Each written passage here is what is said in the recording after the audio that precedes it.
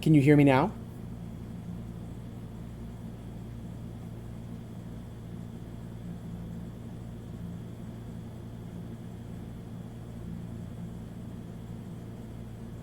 Okay, great. Sorry about that. Yeah, I think when I have a USB microphone, and if I disconnect it, I have to hit a setting to reconnect it. But anyway, as you okay, well, let me give you both questions again. The earlier question was about the books I'd recommend. You probably saw I included a link above. That's my recommended reading list about awakening and non-duality. And then this question about nihilism, what I was basically saying was, although you couldn't hear, was that nihilism is basically actually, in a way, the soul's call to truth if it's properly understood. In traditional Vedanta, and probably some of the other Eastern philosophies as well, although I'm not 100% sure about all of them because I'm not, haven't read as much, a dissatisfaction with ordinary life, a complete I'm so sick of it all. That in a way is the qualification for a seeker to look within, right? The only issue is that the nihilism shouldn't be total. It shouldn't be directed towards the spirit as well. There should be a little bit of an opening to look within and to say, well, what's this really all about? Because the sages are all about that idea that, actually, it's so funny. There are amazing stories that are told about this in different scriptures, but there's one beautiful story. I can't remember where it's from, but a description of how one becomes a seeker, right? So what happens is they say, and all of these are, of course, stories and metaphors, right? So none of them are absolutely true, but over the course of many lives, someone grows in intelligence and performs good deeds and becomes stronger and wiser and richer, right? And performs all, in ancient scriptures, it would be all the rites to the various gods, satisfying them in various ways. And over the course of many, many lives, this person attains all that there is to be obtained on earth, right? All the wealth, all the sensual pleasures, even all the moral virtues. Maybe even dominion over the earth as a king or something like that. Scholarship, everything good that you can think of, right? And then they go beyond it. They do various religious rites and come into contact with supernatural forces, let's say various deities or gods. And finally, one of the gods grants this person total supernatural power to travel the universe at will, to see all that there is in the entire expanse of creation, to enjoy all that there is to be enjoyed in all the universe. And when, after a person, having done all of that, has exhausted how interesting that is, and has been like, okay, is that all there is? That's when the spiritual search begins. That's one story about how it begins. That after you've explored everything there is to explore of the temporary and of the transient, then finally, afflicted with this sort of existential depression or a kind of nihilism, you finally turn inwards.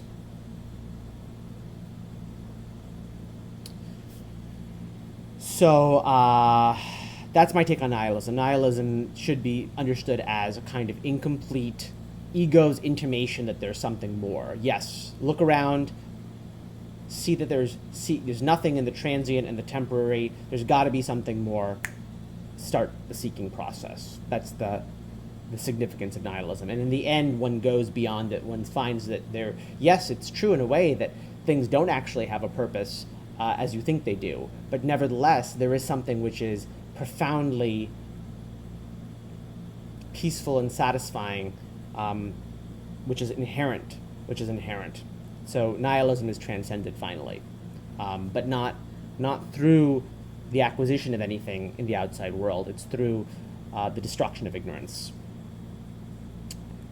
So there's another question. Can I say something about doership? Who is the doer? So if one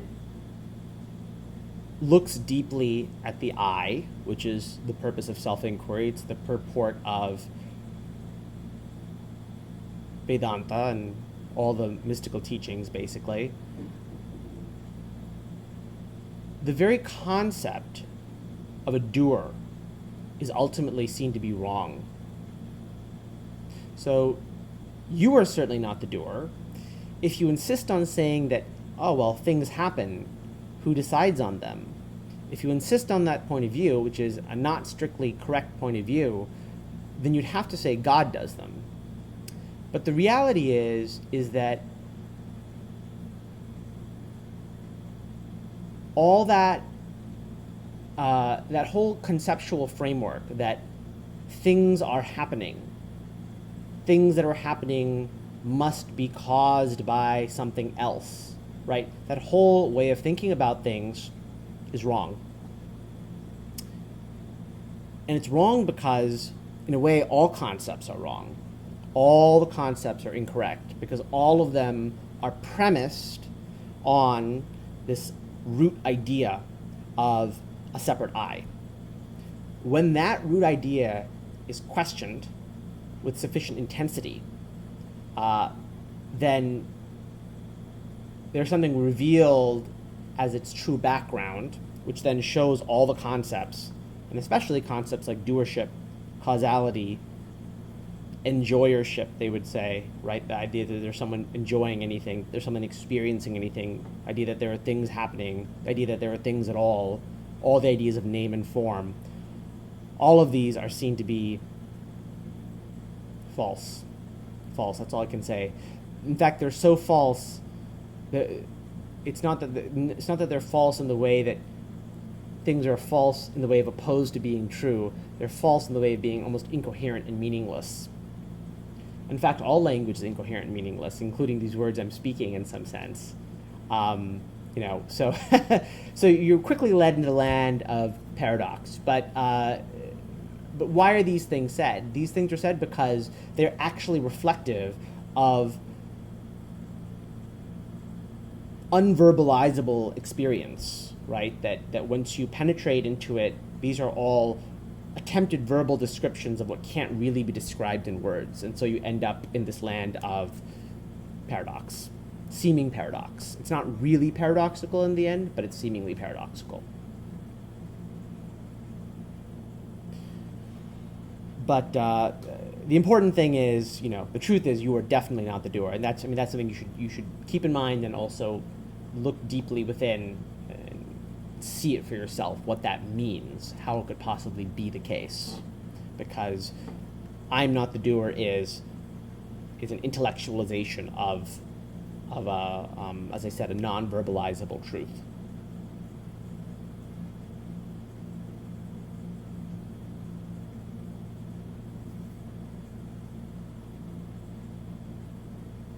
Did that answer your question?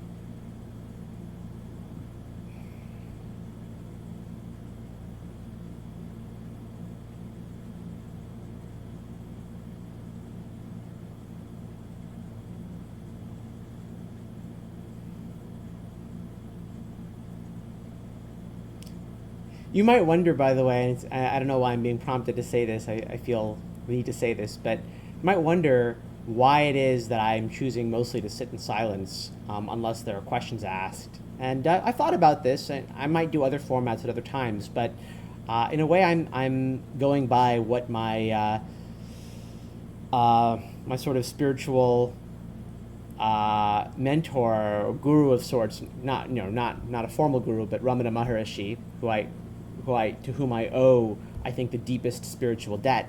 What he went by, which is he would sit in silence, and he would always say, even though he wrote many dialogues, actually, or he spoke many dialogues and answered to questions, that silence was the most eloquent teacher, and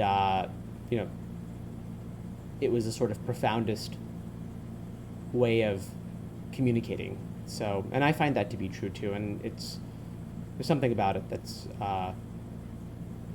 powerful.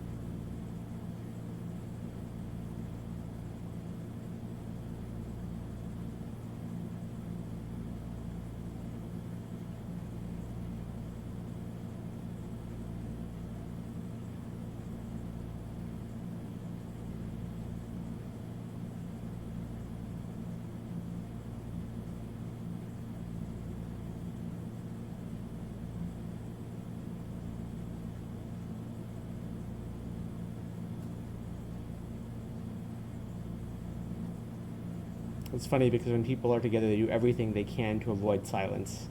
Yes, that's very true. That's very true.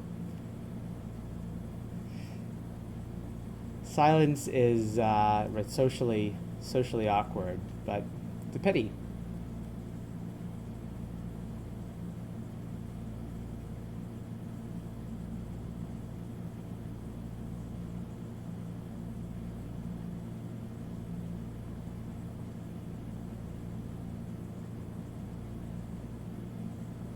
I mean, words are in a way the way the ego keeps itself going. There's a narrative string on which the whole continuous set of identification and desire sort of keeps itself going, keeps that wheel spinning.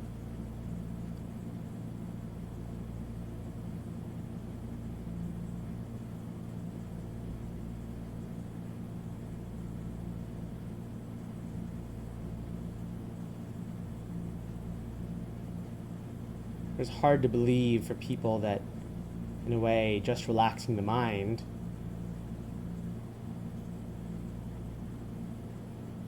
is, in a sense, the end. It's the beginning and the end.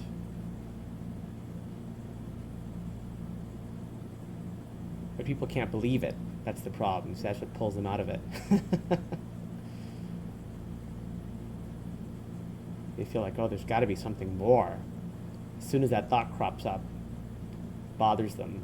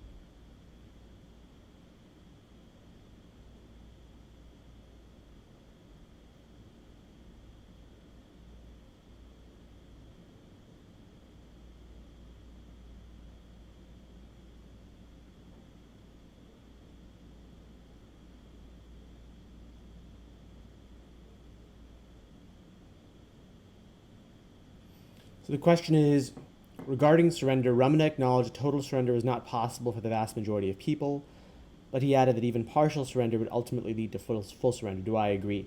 I, I certainly agree. Actually, full surrender is not possible for any seeker. Full surrender is a gift of grace that, it's just like the end of self-inquiry in a way. It's not something that you can get to because the one seeking it has to disappear before it happens. So all surrender by definition is partial surrender because, for example, one is not surrendering the idea of surrendering. That's has to be there. Both self-inquiry and surrender in that sense are, in a way, concentration practices. Ramana Maharshi said, of self-inquiry, but it's equally true of surrender, that it was like, the stick with which you use to light the funeral pyre, in India, cremation, right? You would burn the other thoughts, right, with the single thought of either inquiry and or surrender, i.e. partial surrender. And then having burnt all the rest by having sort of funneled all your attention to this one thought, that thought would then annihilate itself. That's the act of grace I'm talking about. So partial surrender or self-inquiry or both, some combination of the two, gets you essentially close to this kind of black hole, but then something from beyond has to sort of then reach out and sort of quote unquote pull you in. It can never be done as an act of volition or will. Even partial surrender is not easy, for most people, which is why self-inquiry is recommended as a more active path. And the two imply each other, As you inquire, you will necessarily be led to a place of at least partial surrender. And as you surrender, you'll necessarily be led to inquire what it means to surrender. What does it mean for me to surrender? Who is the me who is surrendering? You'll have to ask that question. So you'll be sort of involuntarily self-inquiring in the process. So definitely partial surrender is it's the only surrender possible for a seeker and is highly recommended. A lot of people cannot even get there. A lot of people have to do other things. Not even self-inquiry. Even that doesn't appeal to them. They have to do what resonates with their temperament, which is why I put a lot of emphasis in my system on becoming honest about what you really want. It needn't be the spiritual if that isn't the case right now. But becoming honest about your desires generally is what the whole game is about.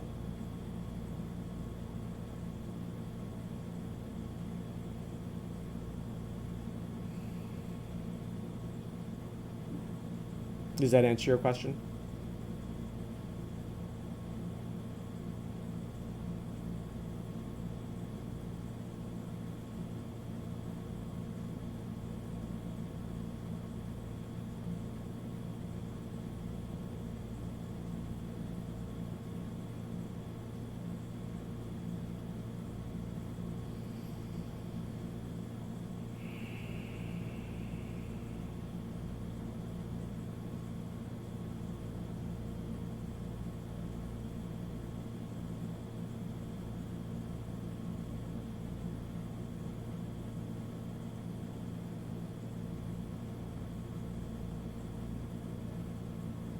So the question is, I love your idea about being honest about and moving towards your desires, but what if you have a desire that simply cannot be fulfilled? So this is a great question. There's a couple things I could say about it. One is, the way I see desires is that, in a way, what we call our desire is like a hypothesis about a phenomenon, right? Like in the same way that a scientist is hypothesizing, creating this idea of a scientific law. The scientific law, the concept of that scientific law that the scientist comes up with is not the same as how nature actually works, right? It's an idea, right? Which is why scientific laws, change over time because they're refined. So your idea of what your desire is may change. If you seem to want something that cannot be had, perhaps your notion of what it is you want is incomplete. I mean, I think that's definitely the case, in fact. Now, how do you get at a refinement of your desire? Well, there's a few different ways. One of my sort of first line solutions now that I recommend to everybody is psychoanalytic therapy or psychoanalysis, which is, it's not just any therapy, it's a specific kind of therapy. It's sort of the most refined, one of the longest pedigree, because if you seem to want something that you can't get, what may really be the case is that there are unconscious desires that you're not acknowledging that are seeming to work against you, right? That are also your desires, but for some reason or another, you're unable or unwilling to acknowledge them to yourself. It's not your fault. It may just be coming from something that is from your upbringing or something like that. So the point of psychoanalytic psychotherapy or psychoanalysis is to bring that into consciousness, to bring the different voices of different, possibly conflicting desires into consciousness, and see if there isn't some sort of overarching way that they could all be accommodated, right? Because you might want. Let me give you an example. So for example, I mean, these sort of classic ideas are there in psychoanalysis, right? It may not apply to you, but these classic ideas are there about why we might have desires which we can't fulfill, right? Because they're accomplishing certain goals, right? So for example, we may want, let's say, to be successful, but there may be another part of us which feels like if we were successful, maybe we'd in some way be betraying a family member, maybe we're more successful than our father or something like that, right? This is a classic idea, right? It doesn't, again, have to apply to you, but, we feel guilty about becoming more successful than our father, let's say. At the same time, we want to be successful for ourselves. We have these conflicting desires. So then we sort of resolve them. We try to resolve them in this sort of mechanical way by wanting something that we can't get, right? This sort of pays heed to both these desires, but because the way that it's happening is unconscious, it's happening in this less than optimal way. There might be some better way of acknowledging all these different voices within us. So what we have to do, I think, is when we have these sorts of seemingly really tricky desires to fill, like desires for the impossible, what it's really saying is that there are parts of ourself that we are not acknowledging, that are sort of outside the frame where we're looking and that are influencing events, and that we have to try our best to bring them into the picture. So analysis is one way, but there are other ways. Let me give you another example. So another thing I talk about in my book is what I call metaphorization, which is taking an experience and expressing it in artistic terms. I mean, it could be in a painting, it could be in a short story, it could be in an essay, and it needn't be very good or anything like that, but the key is that you take it and you express what it's like to go through that experience. And what that does is sort of several important things. One is it shows you some of your own perspective. It's kind of like a mirror, right? And you might be able to see things that are going on in your own psyche that you would never have seen had you not attempted to communicate what it's like to go through this experience. And why I call it metaphorization, because I like the idea of comparing your experience to other things that it resembles or things that it's dissimilar to. That also gives you, by the way, a kind of aesthetic satisfaction. So there's a kind of beauty that you'll see, and that it's kind of is its own consolation. And there are some desires that I think are desires not for a particular object, but that are desires to express a particular experience, right? Like let's say unrequited love, right? That's the basis for so much art, right? And arguably, the art that was produced out of that unrequited love is in fact the reason for having that desire. That's the real desire. The desire is not for the love that can't be had. The desire is for the expression into art of the complexity of that experience. So that's another way of dealing with it. The third way of dealing with a desire like that is to view it as a call to the self, right? I desire the impossible. What do I actually desire is, I desire to go beyond this whole veil of tears, this whole set of transient, set of pleasures and pains, and find something permanent. And the self is then the consolation for the impossible desire. So these are various ways of dealing with it. I mean, dealing with things like impossible desires is absolutely critical to the whole search, because desire is the meaty, juicy, great mass of the spiritual search. Dealing with desire, understanding your own feelings, one way or the other. So, great question. Another question is, wouldn't all desires in the end be the desire for freedom and happiness? Yes, in a way, but that may not be the most useful way to look at it, because there might be certain desires that are seemingly for our own suffering, right? For various complex reasons. Like I said, for example, there might be various unresolved childhood traumas that come out in the form of desires for ourselves to suffer. There might be desires for the expression of our experience, like I said, that come out as desires for seeming suffering. Like there is something, calling everything desire for happiness and freedom is in a way true, but it oversimplifies, and it doesn't do justice to the complexity of our desire, I think. Although I do think you're right that in the end, like all the rivers flow to the ocean, all the desires flow to the self. I mean, that's true. But you can't jump. You have to be honest about what you want now, knowing that that very process of honesty will be like a cycle that moves you forward, and you can only go step by step towards the final destination. You can't jump, because if you try to jump, what you'll find is you don't have the motivation to jump. So you have to start where your motivation actually is. And if you don't know where it actually is, you try to find where it is, right? So that's the process. Is the honesty is the way that you move towards ultimately a recognition that you aren't going to find happiness in the outside world. But that recognition cannot be merely intellectual. You have to find it out as a result of emotional honesty. You have to feel it to be the case. If you don't feel it to be the case, it's worthless.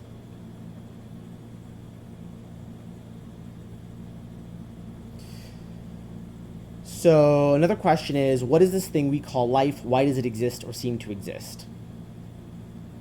So with any kind of question like that, I mean, you can proceed about it in two ways, right? We can either take the philosophical tack, in which case we can talk, I mean, really, even the philosophical tack is so multifaceted, right? I could talk about what is life,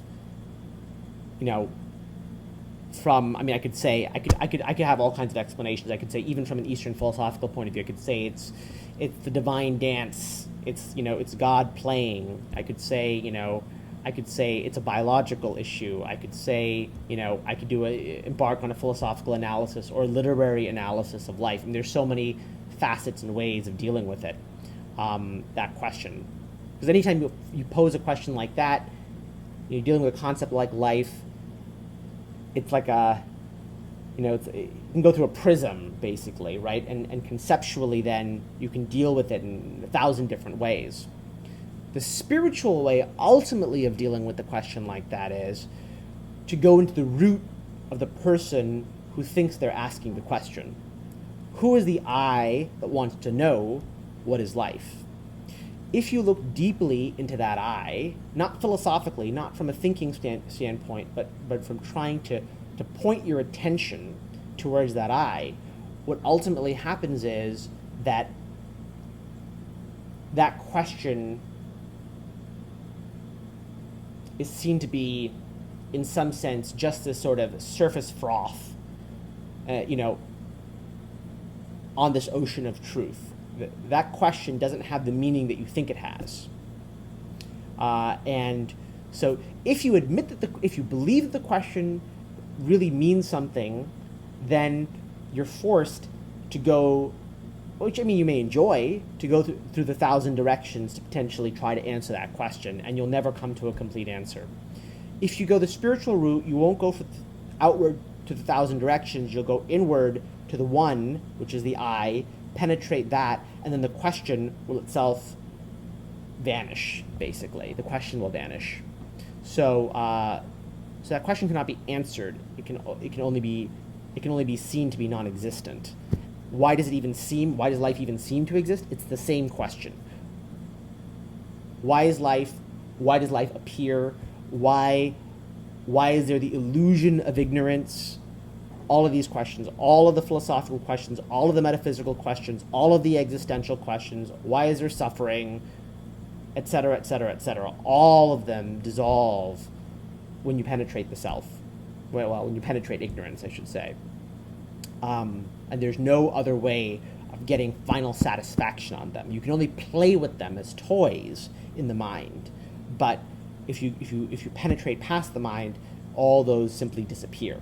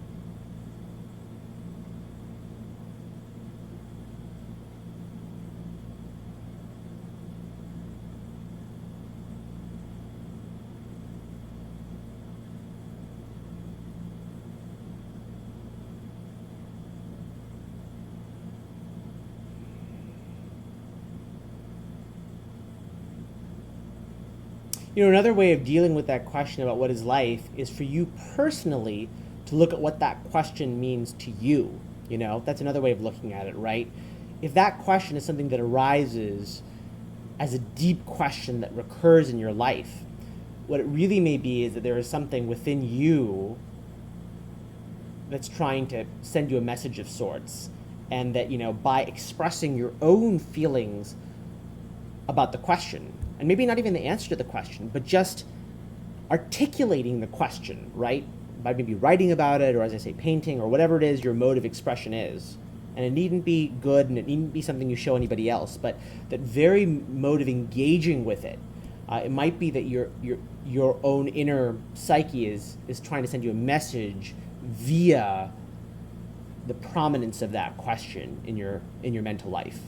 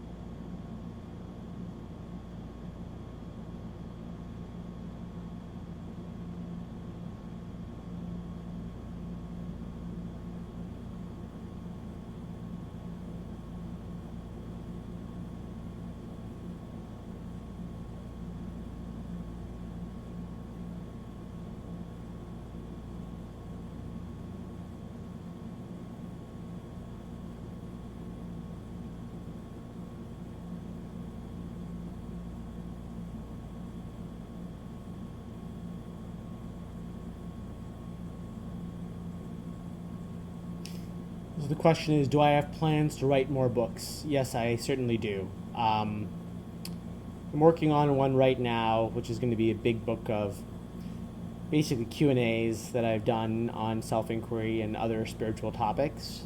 So that's going to probably be my next thing. Um, yeah, and then there are other things in the works as well. But definitely I anticipate more books for sure.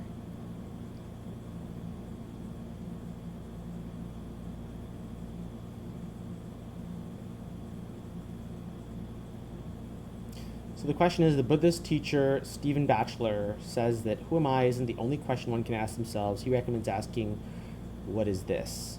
So yeah, I understand what is this. I think a Zen question in certain traditions. Um, the reason I think who am I is a particularly important question, and it's important that it be understood that it's not thinking about who am I, although actually that is the way that one can start, but ultimately it has to be a looking at the simple, clear fact of the knowledge that I exist at every moment. The reason I think the I is so important is because that seems to me that's the fundamental concept on which everything else rests. This is why I have a problem with, I mean, it's not a problem, but it's just not as good, for example, to look at what is awareness, or even what is this, right? What is this is, there's a certain vagueness to it.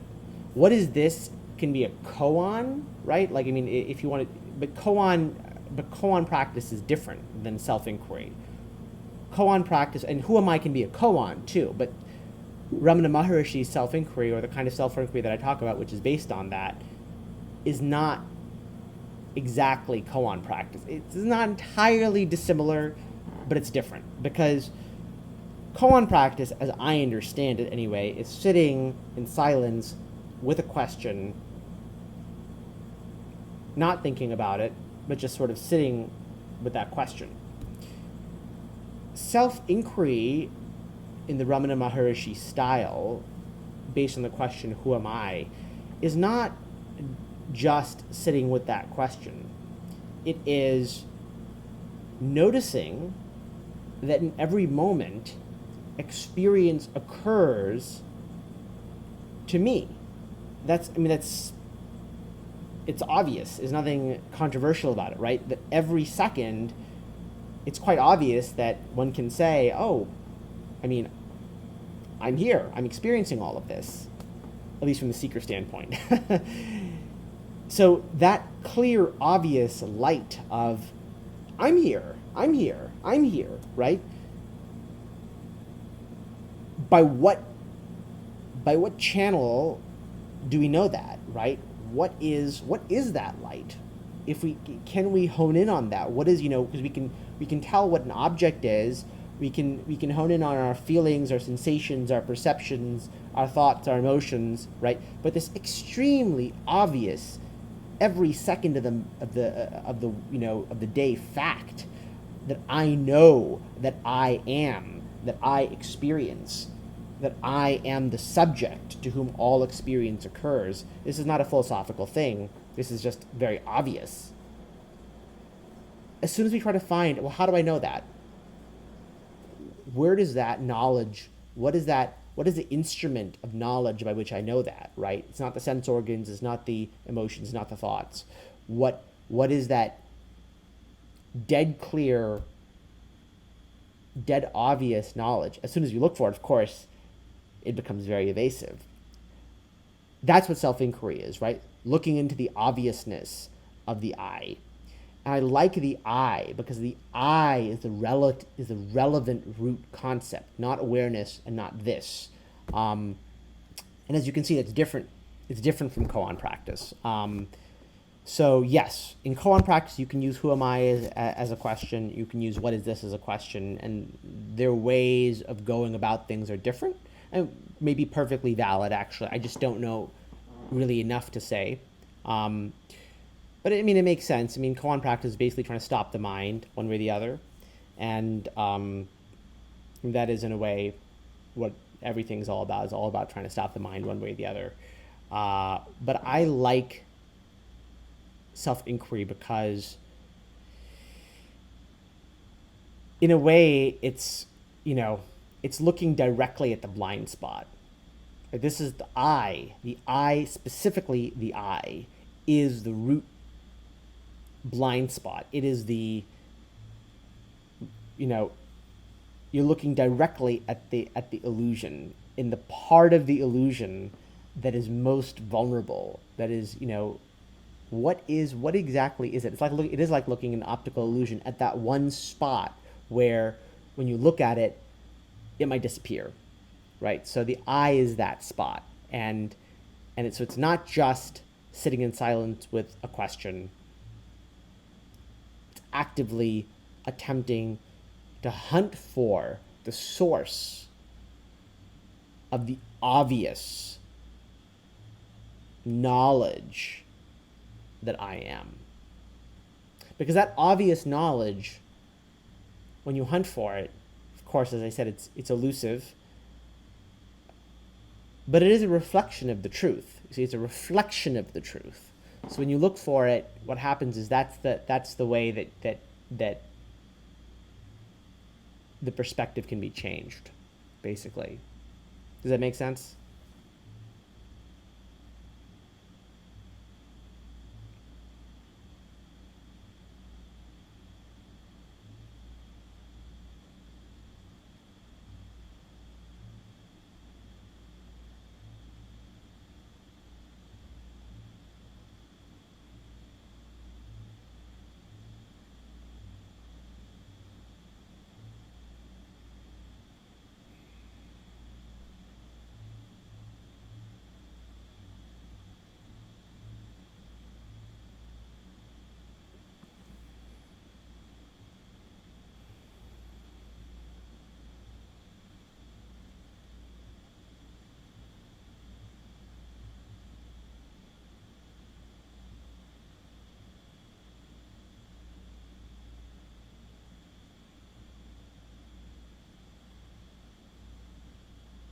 Another way of putting it is, the I, when you say the word I, it's connected to this very, very subtle sensation, or it seems to be a subtle sensation, right?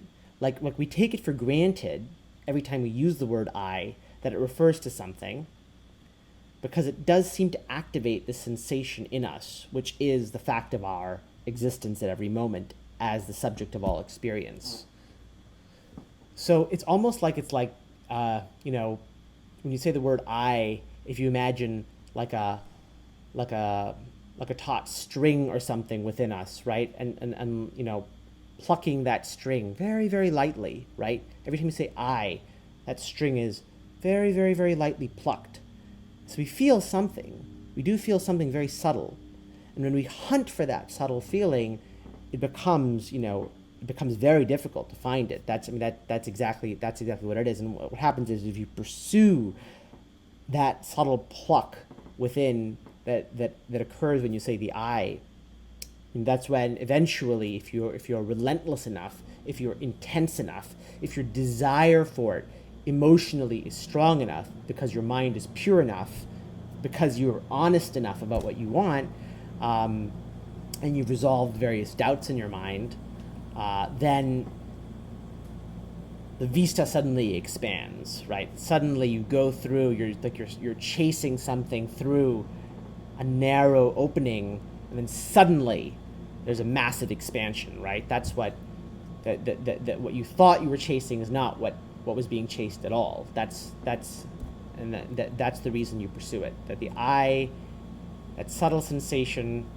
very subtle sensation, when you chase it, it disappears.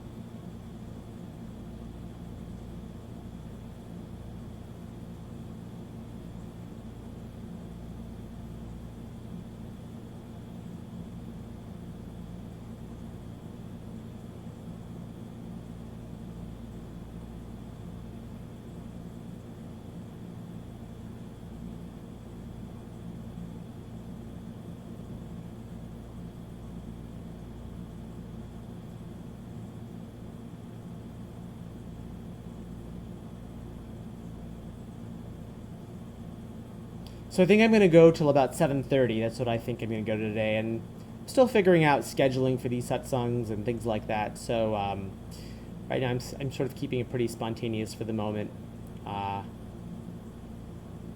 but I don't know how that'll change.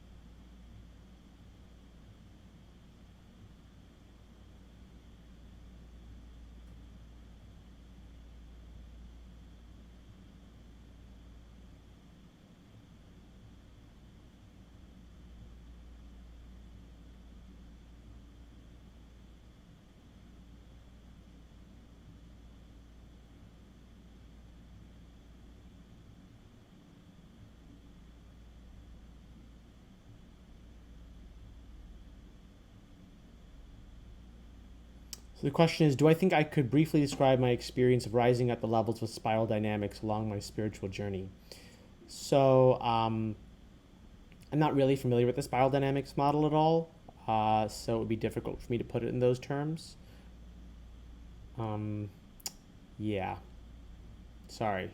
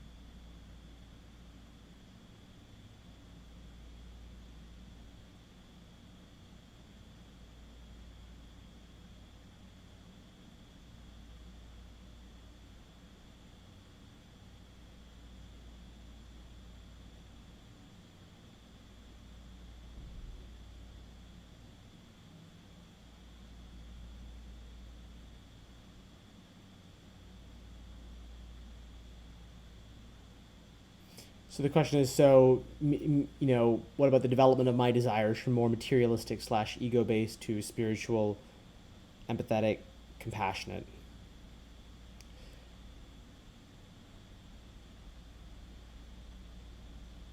Um,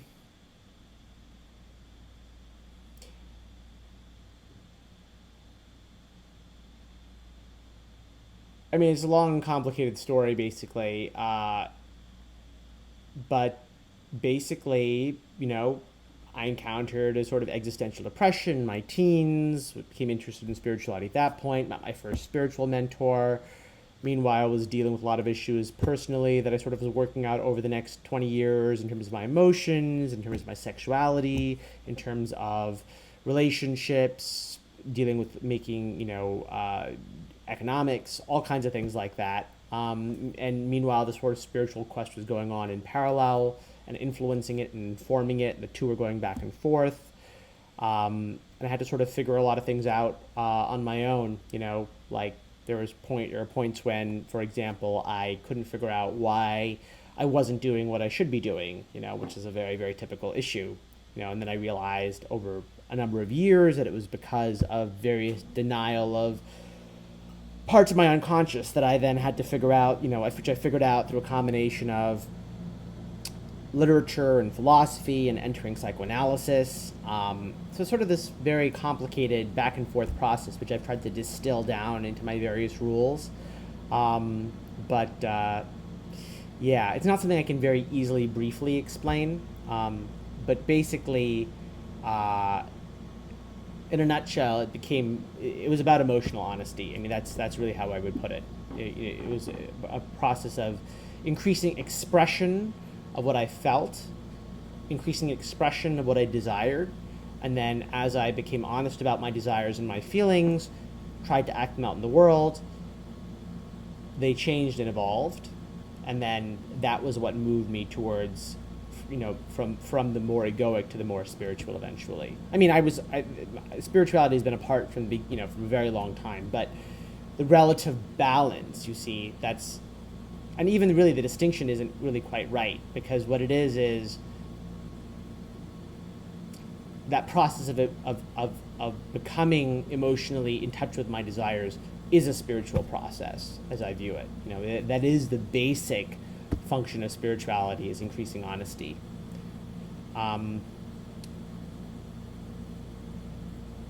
So yeah, no easy way to boil it down, and nor would I want to, I think. And I think the key point for each person is that their individual journey, the individuality, the specificity of their own quest has to be respected, right? The particularities of their own inner desires and conflicts.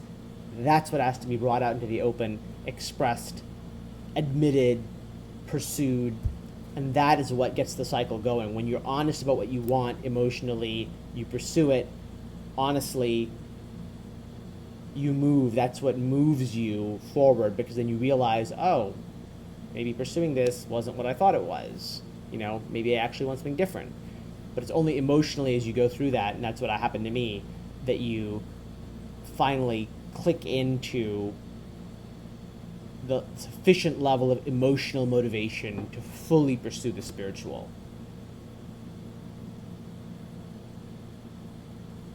Does that make sense?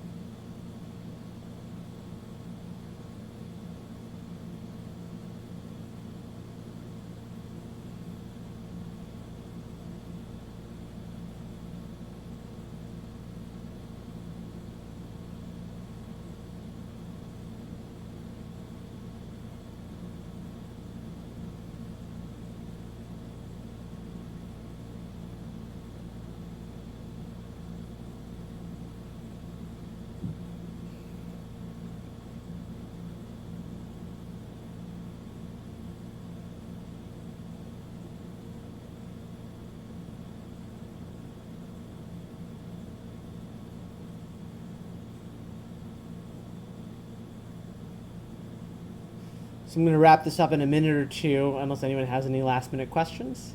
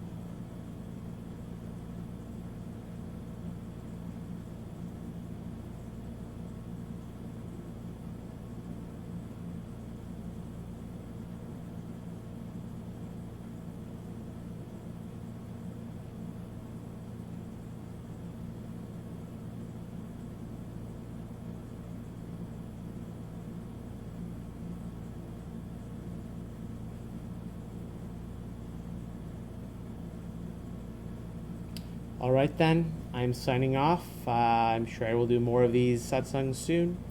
Have a good night, or good morning if you're in that time zone.